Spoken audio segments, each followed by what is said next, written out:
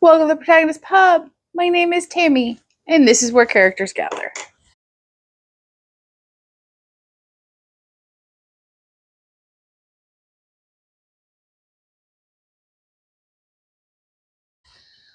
So it has been a week for me. If you don't follow me on Instagram, I will catch you up to speed. I got a lot of reading done last week. I didn't get a lot of social media done. Late Wednesday evening, I got a text from my mother. By the way, my parents live in Arizona. Saying that she was in the hospital and she was scheduled for surgery on her foot the next day. And everything that went with that. My mom has never been in the best health. She is she will be 76 in February. And no, I'm sorry. She'll be 77 in February. I was, of course, worried. She had open heart surgery several years ago. There's a lot of things. And my dad was alone, and she didn't end up having surgery until Friday afternoon. She's fine. She's had an open wound on her foot for more than a year. Don't get me started. And they finally went in and surgically removed most of the problem, I hope. So time will tell. Your prayers and are deeply appreciated. I will tell you that aging parents is a worry you always know is coming, and it doesn't make it any easier once it arrives. So I did get a lot of reading done. I will say that my stress level and overall mood did very much affect my reading. There are at least 2 books I have DNF this weekend that I'm not sure deserve to be DNF, so they're probably soft DNFs for me. But as of right now, they are definitely DNF'd, and they're going off my reading list for a while because I can't. There is an extensive DNF list this week, so let's talk about DNFs. No Fireball. Fireball, come here. The first DNF of the week was The Summer by the Sea by Jenny Hale. No particular reason. This happened very early in the week, other than it is an angsty 30-something-year-old, and by the end of chapter 1, you still don't know why she's all angsty and weird, and I couldn't be bothered. Don't care. I don't want to read about your angst and whatever harm your sister did to you way back in the day. Yeah.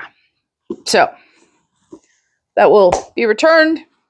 Somebody else can pick it up, and I am very good with that. So the next DNF, these aren't in really any particular order, was, and this was a surprise, I've already returned it to the library, so I'll put a picture right here. That was The Siren of Sussex by Mimi Matthews. This is a historical romance. She's written one book that I've loved, that is Jane Eyre, or John Eyre. However, this is the second or third time I've checked out The Siren of Sussex, and it will be the last. First couple of chapters were, this was my previous reading experience too, just cringy and odd and uncomfortable, set in Victorian England, and she goes to get fitted for a new riding habit, and the Indian, she undresses into her undergarments without a maid present. The tailor is an Indian male, and that is fine. It would not have happened in Victorian England for a woman of her station, especially an unmarried woman of her station. But I could overlook that. It's fiction. What I couldn't overlook was when Mimi Matthews took the Lord's name in vain in a situation which was even more cringeworthy than the tailor. I was done. I don't need to read anymore. There are certain things I can overlook. I can overlook swearing and language. I can't overlook taking the Lord's name in vain. And I didn't expect it from a Mimi Matthews book. And I'm done with that series. It's first in the series. I won't be reading the next. I'm done. So the next book I didn't even actually read. It was a Stuff Your Kindle Day purchase. That was Jealousy is a Witch. It was the second book in the Mosswood, Midlife and Mosswood. I'll put the series right here. Series. And the first book was on Kindle Unlimited. So, being me, I picked up the first book first. And it's right here. It's called New Witch on the Block. It starts out fine. The writing is absolutely unobjectionable. Yeah, there's some swear words. Okay. Premise is she is a biker wife. She has a 9-year-old daughter. Her husband is abusive. They escape to this small town in Georgia, and strange things start to happen. Okay, that's fine. The writing was fine. The prose was fine. Nothing about this book was objectionable. It was a decent, easy, non-challenging read. And then we get to she's taking a bath to soak away her stresses, and a completely unnecessary bathroom scene occurs. She's alone in the bathtub. I don't need to say any more. That was it. I was done. I don't need that. That's so. Both books have been DNF'd. Louisa West has had her chance. I'm done. Moving on. So, trying to see if there's anything else on the list. The next book I DNF. So the next two are soft DNFs. They were post-mom news, and my brain just wasn't in the mood for either of these, and I don't know if it was my stress level or if it was the books themselves, so I will probably give them another chance. But as for right now, and for the probably next 6 months plus, they are DNFs for me. So the first one is The Giver of Stars by Jojo Moyes. I got a couple of chapters in, and all I heard was whining English woman is upset that her life in Kentucky isn't what she thought it would be. I do not care. So, supposedly the book is beautiful and a well-written historical. It's about books, so I should have loved it. That's why it's a soft DNF. The next book is by Savannah Scott. It was my first ever Savannah Scott book. That is A Not So Fictional Fall. It is the 6th book in the Sweater Weather series, and I'm 25, 30% in, so I'm I read far in this book for me. And yeah, I don't care. If the female protagonist is annoying, the setup I found completely unrealistic and unbelievable, and I would have been far more interested in the story had it been the sister of the protagonist versus the protagonist. Personal preference. Like I said, this may have been affected by my overall stress mood, so we're going to call this a softie enough for now. So the last one really isn't a DNF, but if you follow me on Instagram, you saw that I posted this. That is Death by a Thousand Sips by Gretchen Rue. This is a library book. Picked it up, brought it home, was ready to settle in for a good, cozy Halloween mystery. Turns out I had read the arc in February. It's reviewed on my blog, which is linked down below. And I knew by the first chapter, wait, this is really familiar. So, yeah, of course it's familiar. I've already read it. So that's everything I didn't read in the last week. As you notice, it was not an insignificant list. So what did I read this week? I finished 4 books this week. I finished The Skin Map by Stephen Lawhead on Kindle Unlimited. This was a recommendation from Kitty over at Paperbacks and Ponytails. And this is historical fantasy, alternate history fantasy. It tells the story of Kit and Wilhelmina when Kit discovers that his male line are time travelers, and he unintentionally, once he discovers that he's a time traveler, he brings his girlfriend Wilhelmina through with him, not realizing the implications of that, and the entire story continues. This is the first book in the Bright Empire series, and I enjoyed it. Stephen Lawhead has beautiful prose.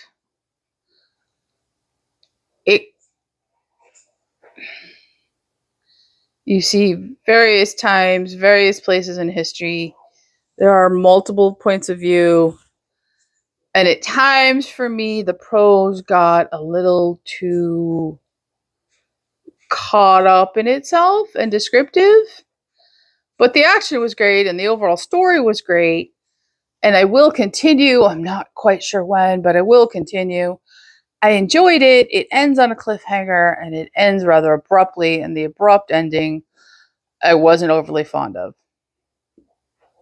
But it also just sets up the next book, so I can forgive that. So the next and last book I read was The Do-Over by Sharon Peterson. I'm not going to talk about this book extensively today. It's getting its own review. It was already scheduled on my calendar for the month. It's probably coming sooner than the calendar anticipated, and something else will get pushed back. But I will tell you that I loved this book. It is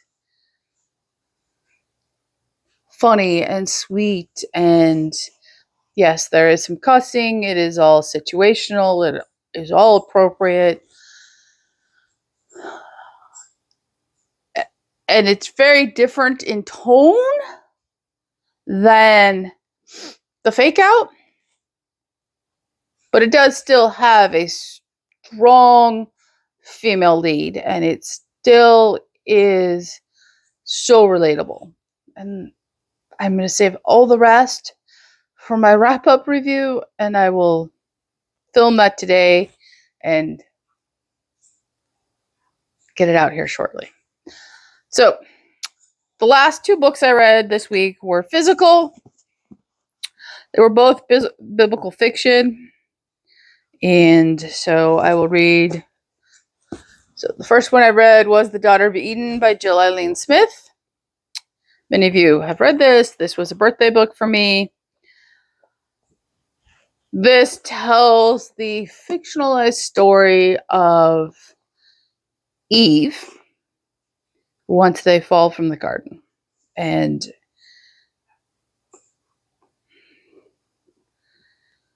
I enjoyed this book, and at the same time, I didn't enjoy this book. How do I explain this? We all know the biblical story, and we all know the long line and lineage that extends from Adam and Eve in the Bible.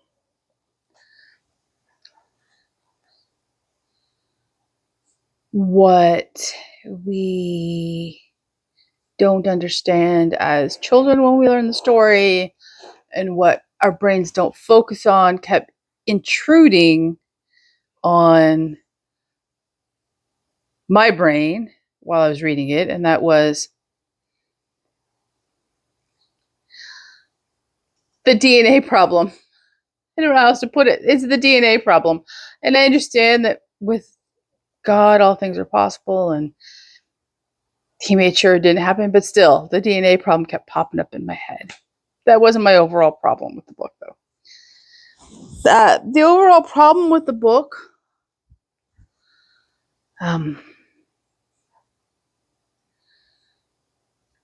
was the ending. The ending of this book is incredibly abrupt, and it's incredibly jarring, and I was very much not a fan.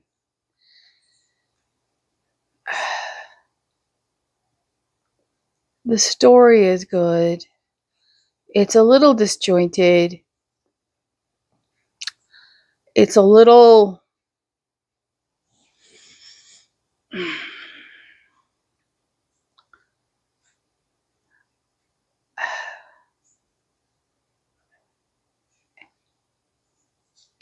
it took a lot of imagination, and it took a lot of thought into how to tell the story, because there's so little of Eve in the Bible itself.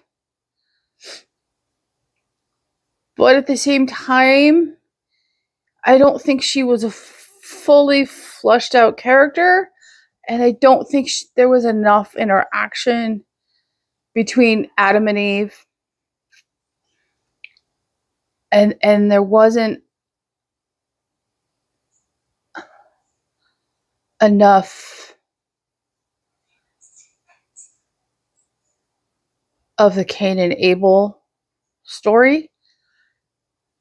I didn't hate the book, but at the same time, I didn't love the book.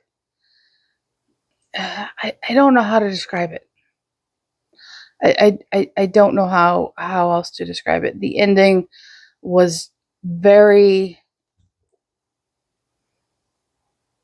abrupt and just very unsettling.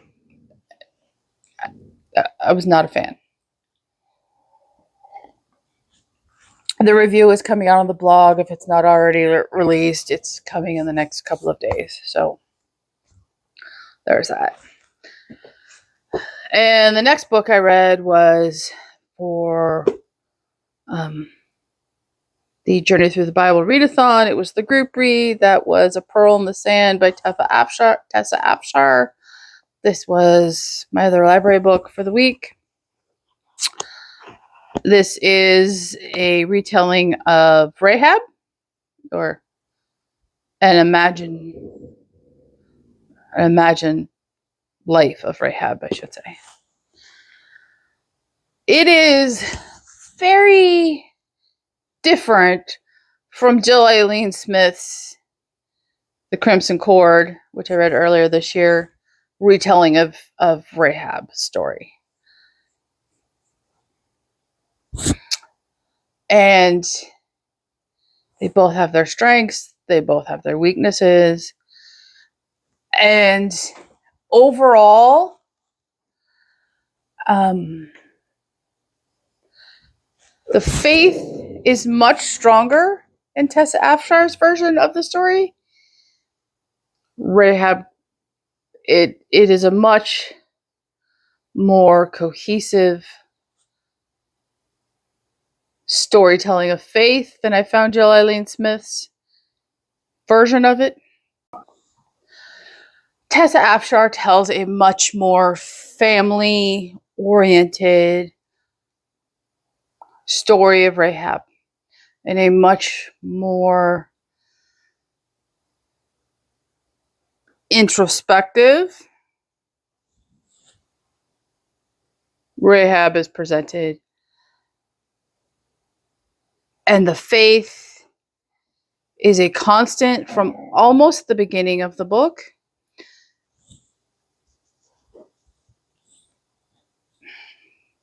This was a much more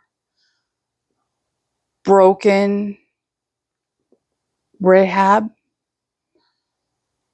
and a much more spiritually connected to God Rahab. And it wasn't a sudden conversion. It wasn't a out of the blue. Her faith was strong from very early on in the book, and it continued to blossom and grow throughout the story. And I very much appreciated that. And I am looking forward to future... Good job, Fireball. You knocked the camera. Future books from Tessa Afshar. If this is any indication, one could very easily do a compare and contrast between A Crimson Cord and A Pearl in the Sand. And one version will appeal to someone else, and the other will appeal to another one. For me, A Pearl in the Sand, which was a much stronger story and a much more persuasive conversion. But that is my personal opinion. So that is what I read last week. It was a productive week, but it wasn't necessarily the best week of the year for me. So, what am I going to read? I have some arcs to read. I posted them on Instagram. I have the latest Jen Turano book. And I have a Rocky Road to Ruin to read this week. And then I'm going to continue working on my TBR. With any luck, I will get the next 3 sections of Texas read this week. So that is about that much. Perfectly doable. It's about 300 pages, if I'm not mistaken. It's 300 pages. Exactly. 300 pages. So, I can read 300 pages. Even if it takes me a full day because, it's dense text and whatever. That's fine. I can do that. And so if I get Texas read and I get the 2 arcs read, Jenny Proctor's book in the Sweater Weather series comes out. It's the last one in the series this week. And hopefully that one hits for me. I'm very hopeful. I usually like Jenny Proctor books, so I'm hopeful. And if that works, then I will pick up The Western Wind by Samantha Harvey. And if I finish that, A Solitude of Wolverines by Alice Henderson. These are both relatively short. They both read relatively quickly. So we'll see how much reading I get done. Those are the plans for this week. And hopefully it's a less productive reading week with far fewer DNFs than I had last week. What did you read last week? Leave a comment down below, like and subscribe, and I will see you here next time at the Protagonist Pub.